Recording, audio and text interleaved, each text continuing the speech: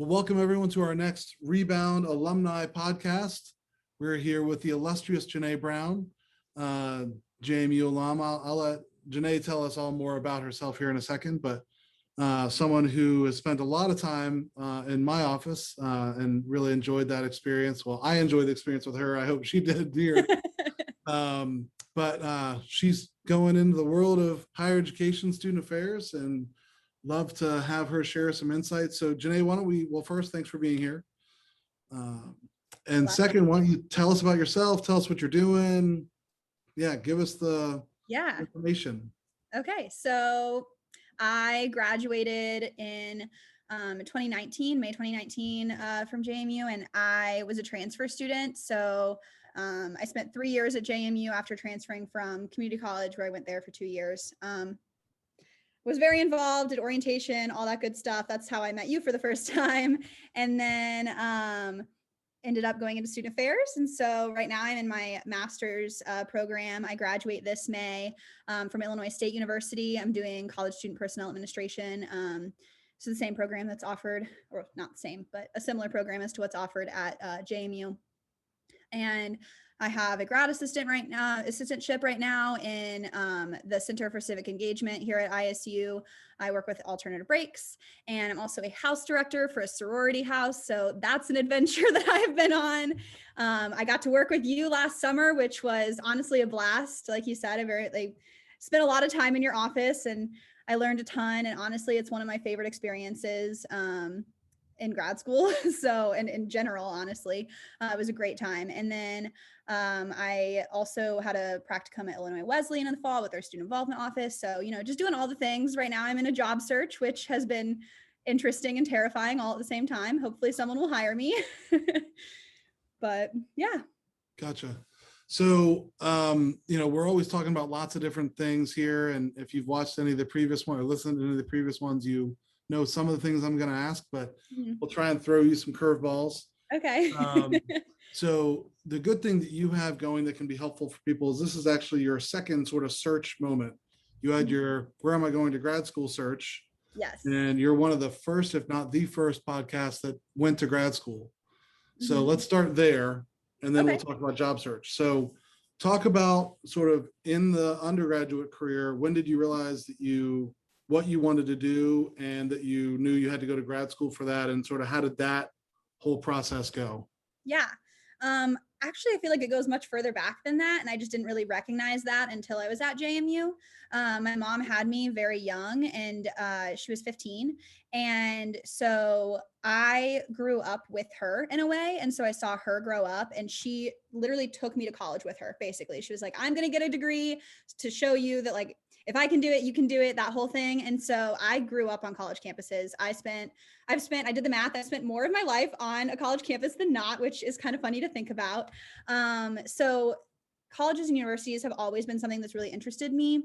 A lot of people, I was raised by a village. And so a lot of people on the college campuses that she went to, she transferred a few times. It really impacted like who I am today, and impacted our lives, and made sure that we had food on our table, and made sure that she was able to stay involved on campus by I would get babysat by a random student affairs professional or by another student. And so that kind of really impacted overall my decision because then when it was time for me to be in college, right? Like I loved my time in community college, got involved, which is a lot harder on a community college campus because there's less students that do get involved. But I did everything I could to do that. And then when I transferred, did the same thing, like jumped like feet first, like went for it and got very involved like from my first moment on campus. And so when I started working for orientation in the spring, we were taking like a class that kind of talks about some different like student development theories and things like that. And I was like, wait, these people work here. I should know that this is a job, but for some reason, even though I'd grown up on college campuses, it still hadn't like connected that was something I could do.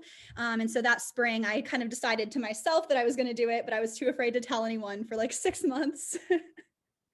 But yeah. Yeah. Well, I do think it's funny. I mean, I will admit I had a similar experience where I was actually working, like I got my first job in the field here at JMU. And it still didn't occur to me that everyone around me did this for a living. Like, I don't know if they all thought it's like, oh yeah, we're all right out of college and it's our first job. Something about people that were 50 years old doing this should have been assigned to me a little faster. I think that's a sign of my own lack of perception than anything else. So then can you say a little bit more about then maybe picking a graduate school and all that? For sure. So, as you know, personally, I was very stressed about that. My mom she's like the only person in my family who ever went to college, and she never went to graduate school, and she barely knew how to help me look for undergrad schools. And so that wasn't something that I really worked with her on. And so I really did not know what I was doing. And then on top of that, student affairs is definitely like, they use a lot of like very specific language about things. And if you don't know the language, it's confusing. And so graduate schools would say, oh, like, this is our focus, this is this. And I did not know what was happening. So I went to a few different people that, like I went to Molly Zen's in orientation. I went to Sarah, who is no longer in orientation, but was, and I just went to a lot of different people. I went to some of my professors, and I went to you.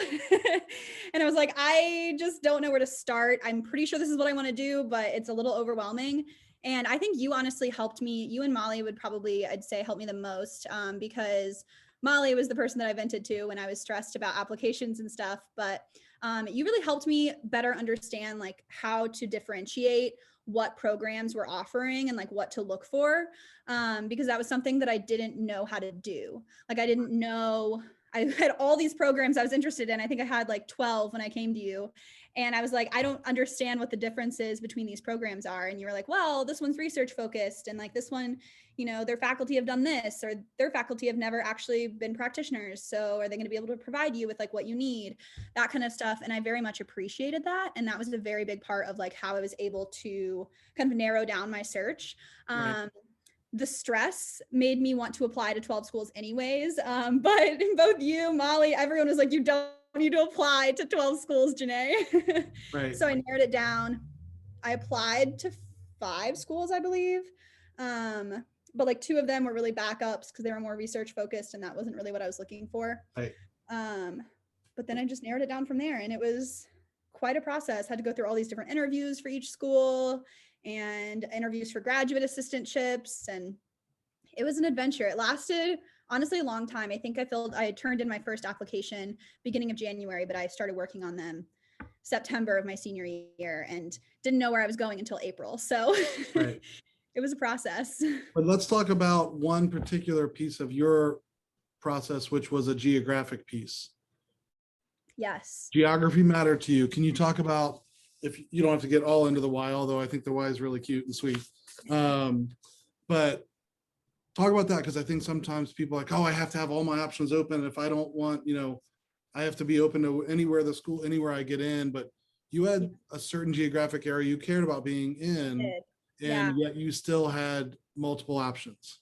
Yes, for sure. So I narrowed it down. I wanted to stay within like a quick drive. So I probably 3 to 5 hours was really my max, but my goal was to get closer to 2 or 3 hours away from the St. Louis area, because that's where I'm originally from, but it's where my little sister, who she just turned 13 now, but at the time was 11 years old, and I had lived across the country from her in Virginia for 6 years at that point. And so I'd lived far away from her for a long time. And so when it came to looking at grad schools, like my original plan, if I hadn't gone to grad school, was to move back to the area so that I could see her grow up, because I've missed so much of her life already.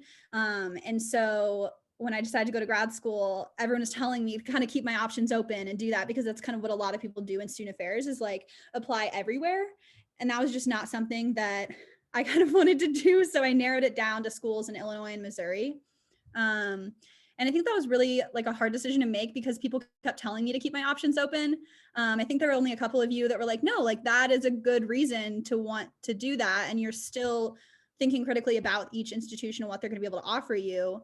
Like I was still encouraged to make sure that I was doing my research and picking an institution that was like a good fit.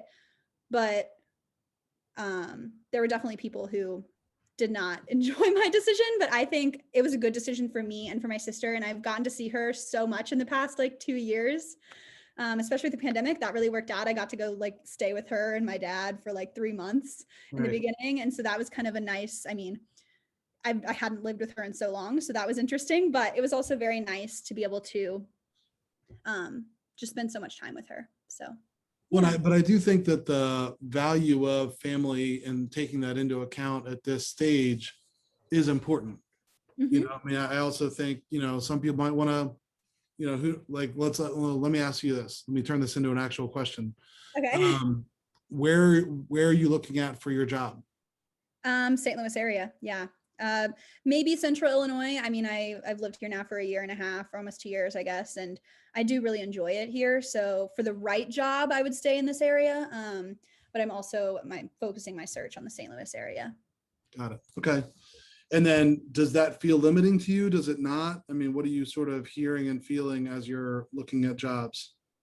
It does and it doesn't. I think there are a lot of jobs that I've found, like there are options. I think the part that feels limiting is a lot of student affairs professionals do have national searches. And so I know that by not having a national search, I'm kind of scared a little bit. On top of that, like St. Louis is a super competitive area for student affairs jobs. I mean, everywhere kind of is, right? But specifically because it's a metropolitan area to a point with a very low cost of living, for entry level roles, you can afford to like live in the city, right? And that's not very common for most cities. And so because of that, like a lot of people are open to St. Louis as an option. And so like I found that it's just kind of stressful because everyone keeps telling me that when I meet with people from that area in student affairs, they're like, yeah, just know like entry level roles are very competitive here. And so hearing that repeatedly is a little overwhelming, but I feel like I'll find something. Right. Hopefully. No, you will. I'm confident in that too. Thanks. So then let's go back in time a little bit. Mhm. When did you, so thinking about your last semester here, Mhm. when did you know that you had a grad school to go to and you felt that sort of sense of comfort of, okay, I know where I'm going? Were you still here? Was it after graduation? When did that happen? Yeah, I was still at JMU. I had gotten into like my top 2 programs. I hadn't gotten a GA offer from one yet. They had pushed their GA offers back, and so they weren't going to offer them until like, I think it was like 2 weeks before the April 15th. Like there's this April 15th deadline for graduate assistantships like nationally, right? And so they were going to offer like 2 weeks prior to that, but I got 2 offers from Illinois State in like mid-March, I want to say. I was literally visiting campus and the day before I had gotten one of those offers, and so I had 2 on hold, which you only can do for 24 hours. So it worked out that I was on campus to commute with the offices, but yeah. And so I kind of knew in March, I'd say, that I was going to come here. And then I committed not long after that. So yeah, I kind of knew before I left JMU, which I think was nice because I got to do some like grad pics with like an ISU shirt with a JMU cap, which was cute. Oh. But and also it just kind of alleviated some stress, but that doesn't mean that I wasn't stressed for like the 6 months prior to that, you know? Right. Agreed. Okay. So let's go into some life stuff. Yeah.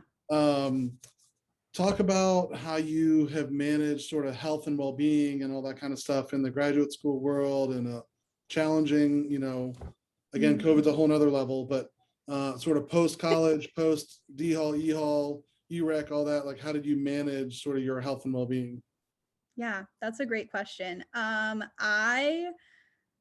gone back and forth on it. I think I'm in a better place now maybe than I was when I first started grad school. I think I tend to do this thing where I like to overcommit myself. And so I think in the beginning, so I took a house director role, like I mentioned earlier. And so that provides me with housing and most meals because they do have a chef in the house, which is nice. And I chose to do that for, you know, to save money because stipend for a GA doesn't pay that much. And so I did it to save money, but also to gain experience. And I have gained a ton of experience for that. However, it's 10 to 20 hours a week on top of my, at the time, my first year, I had a 20-hour a week assistantship. This year I have a 27-hour. And so it's on top of the hours that I'm already putting in for my GA. And then I also still have classes, grad school classes, 3 is full-time for us. And so 3 classes each semester on top of all that. And so it's just a lot.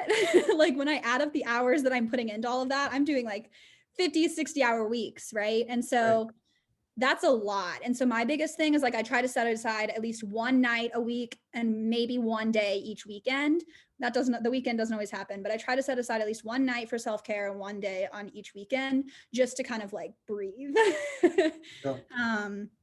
And I think in the beginning, it was sometimes hard to do that. Like I was like, no, I've got to do this. I've got to do that.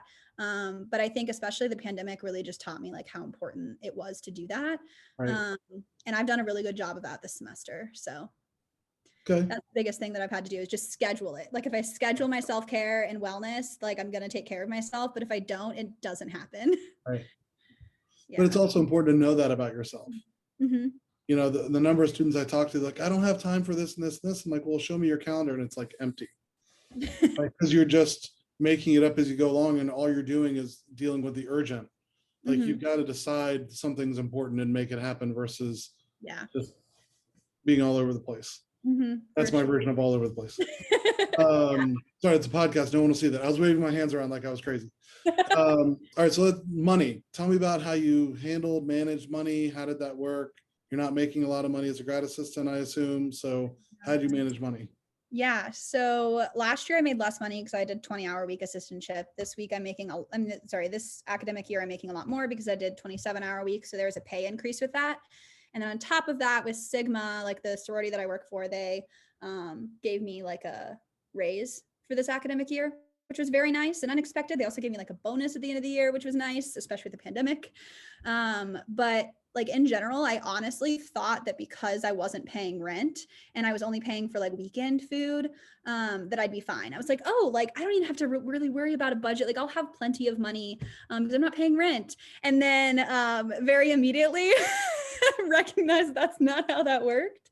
I did have to buy like a new laptop at the beginning of my grad program too, because mine kind of broke after lots of use, and that wasn't cheap. And so I was paying that off. And so it definitely like budgeting is not a skill of mine. I mean, I can when it comes to like work because you have to, but like when it comes to my personal budget, it's not something I'm great at because I see things. I'm like, ooh, I want it. Like today I wanted Sonic, right? Like, or I went and got lunch today. I could have gone home and eaten the lunch at the sorority house, but I didn't like what was being served. So I went and grabbed something in Uptown, which is like our version of like a downtown, and grabbed food, And so sometimes I'm not the best with budgeting. Just going to be honest about that, but it's something I've been working on. And I think it was really, really kind of like hit me that I need to think about it more when the pandemic hit, because I was fine. Like I was doing okay. And then the pandemic hit and I wasn't getting paid with Sigma as much. And I wasn't, because I wasn't doing 10 to 20 hours a week anymore.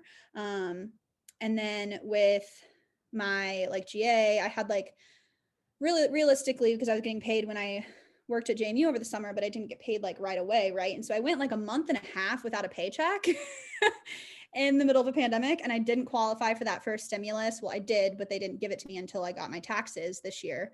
And so like going a month and a half without a paycheck when I was trying to like move to Virginia for the summer was really hard. Right. Really like made me think, oh, I need to budget. And so I kind of did create a budget at that point. And I've done a lot better this academic year with that. But it's hard. I don't like it. Yeah. Well, imagine how much harder it would be if you were closer to greens and grains. Mm-hmm. That's true. You're not wrong about that. I miss greens and grains daily. Yes. I'm aware you do, since you turned me on to that. You're so welcome. All right, so let's do a couple more sort of things and go big picture. Your last question is going to be about advice for the people that are about to graduate. So I'll give you that teaser so you can start, thinking about that one. Yep.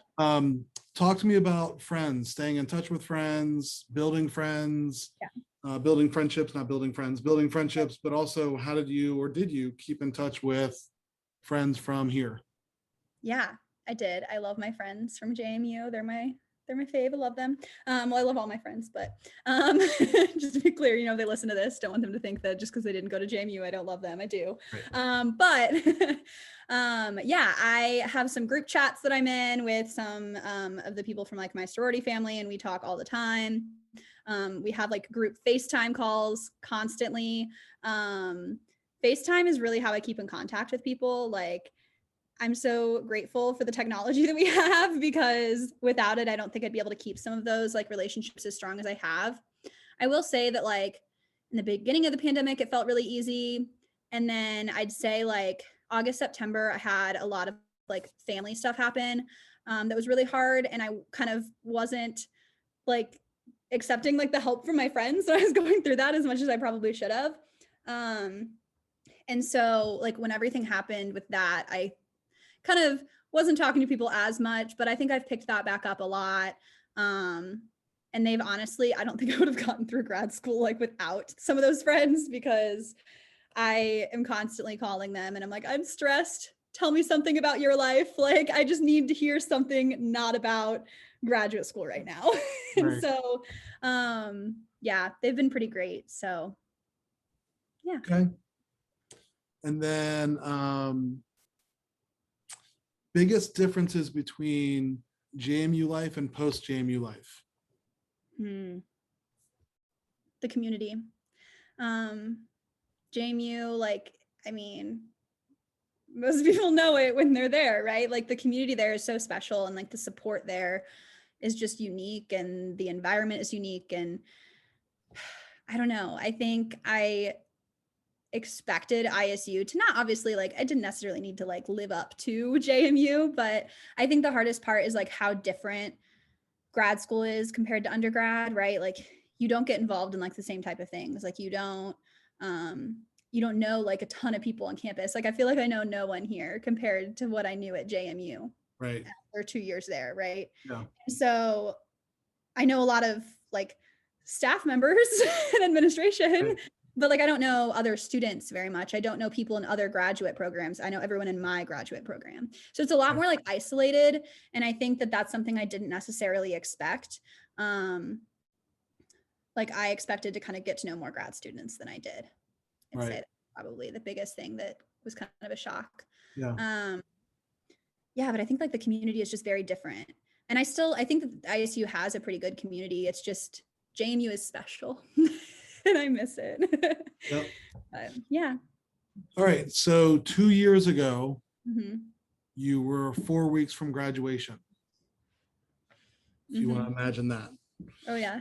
So I want you to imagine that you're standing in front of, you go out on the quad, and for whatever reason, everyone, the several hundred people out there right now are like, what's that person have to say?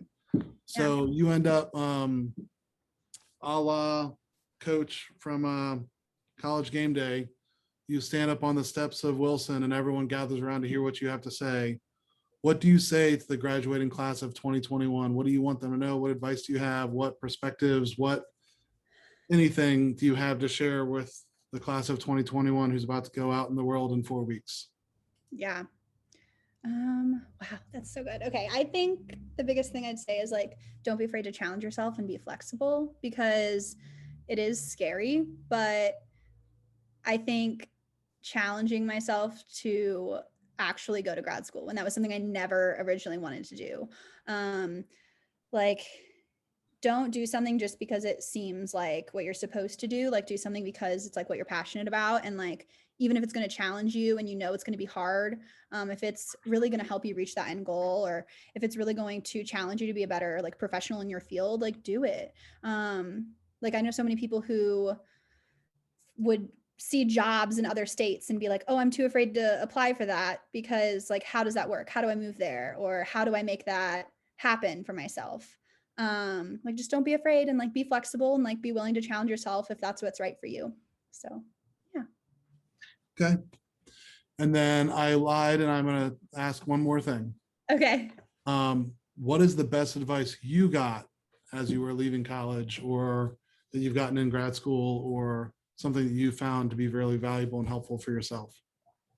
Believe in your skills. I think that was a big one. I'm trying to remember. Was it, I don't know. I think honestly, it could have been you that said that. Someone told me that when I was talking about graduate schools. It was either you or Molly. Well, I think it could have been you, but that was huge for me because I think sometimes, which you know this because I worked with you all summer, but I don't like necessarily like I'll read a job description. And even though I'm completely qualified for it, I'll be like, oh, but I don't technically I don't fit in that box. My skills are more transferable. And it's like, well, those are still skills, right? And so I think with grad school, I was so stressed because I wasn't believing in my experiences and my skills and my ability to do the work. And so some of you were just I think it was you and Molly might have honestly both told me hey, just believe in your skills. And I was like, oh, wait, yeah, you're right. I'll be fine. And that I've carried that and I've been trying to remind myself. And I think that that's something I've really improved upon in the past 2 years, even since the summer, right? It's something I just need sometimes to remind myself. And it's a big piece of advice that's meant a lot. So. Well, I do think it's true that, you and I've talked about that a lot, where especially women will look at a job description and say, well, I don't have all that, so I can't apply. Yeah. And they're like, no, I'll apply for it. Why not? Yeah. And, the thing to remember is, and this is the thing I always like to say, is never say no to yourself. That's someone else's job. Yes. It's no, you might be the perfect person for this job. And they might say, we really need this thing, but no one ever has that. So we'll say it this way because we know we can get that. And then you might actually be the right person, but you can't be the right person if you never apply. Mm-hmm. So, 100%. So yeah. I appreciate that. I honestly think it may have been you because I didn't ask to give myself credit. That's not why I asked the question. But, well, Janae, and I will say this, and I will wrap up on this. I will tell you that I'm about to start some job searches here. And someone said to me today, they're like, so who's going to help you with these since you don't have Janae? And so it's been sort of the Janae method has continued to come up as a way to run searches. So, I am personally missing you and your organization and your willingness just to step in and take stuff on. And if anyone in St. Louis is dumb enough to let you go, let me know and we'll create a job here at JMU for you. Thank you. I appreciate that. I honestly had the best time running those that search last summer and helping you with the many different random projects and things. It's just such a great experience. And hey, I guess if you need anyone, there's probably grad students in my program who might be willing to go there for the summer and help you out with those. You might need that help. And the final thing I'll say for those that don't know is we have Brent Lewis because of Janae. So it was great work. So Janae, I wish you all the best. If I can help with anything in your job search, let me know. I'm a reference waiting to happen every single time you want it. So thank you. I appreciate that. I really do. No problem. We'll take care. Thanks for making the time and we'll see you soon.